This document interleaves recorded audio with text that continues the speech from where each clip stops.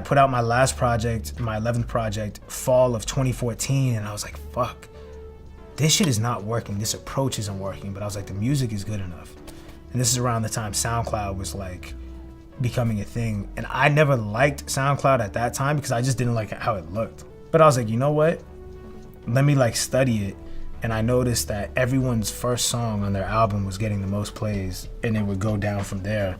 And I was like, oh, all right, well, instead of putting out projects, which clearly get slept on, even if you're a big artist, I'm gonna just give y'all the top song every time. I'm just give you one song a week.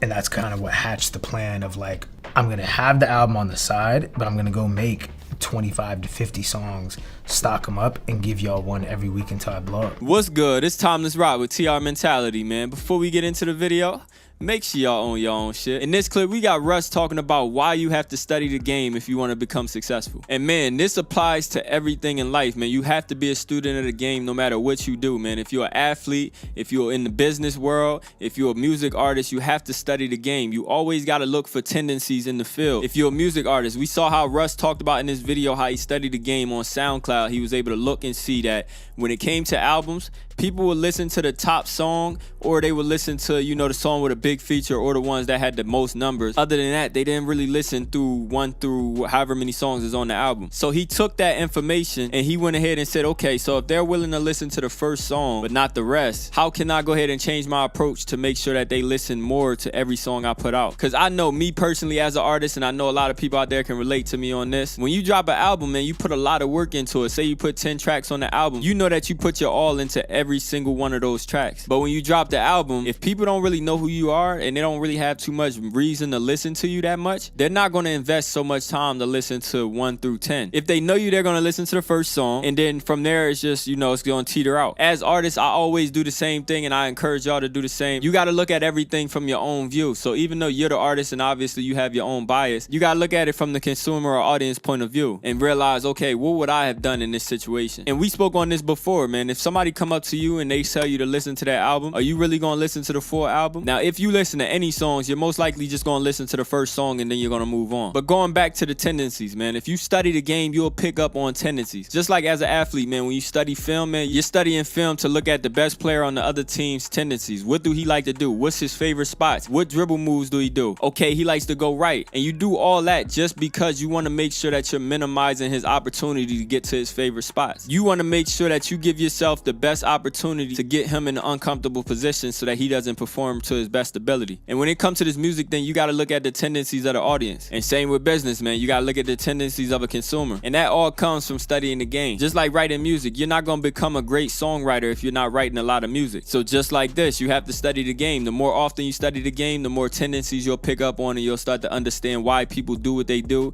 and when they do these certain things. And all that is just going to give you the best opportunity to go ahead and perform at your best ability. And we always speak on the mentality Kobe Bryant brought to the ball court. He always looked for every single edge he could get, and he would just pick up on tendencies of a defender. What do they do when I do this move? How do they react? And then once you pick up the tendencies of how the defender reacts, now when you're in the gym by yourself, you can go ahead and work on moves that's going to go ahead and get you around certain defenses. But hey, man, I'm going to go ahead and leave y'all on that note, man. Y'all go ahead and leave a comment down below. Let me know your thoughts on the topic, man. And also leave a like on the video. And if you're new to the channel, go ahead and subscribe. And I'm out of here, man. I don't want them in my business, I'ma set it straight.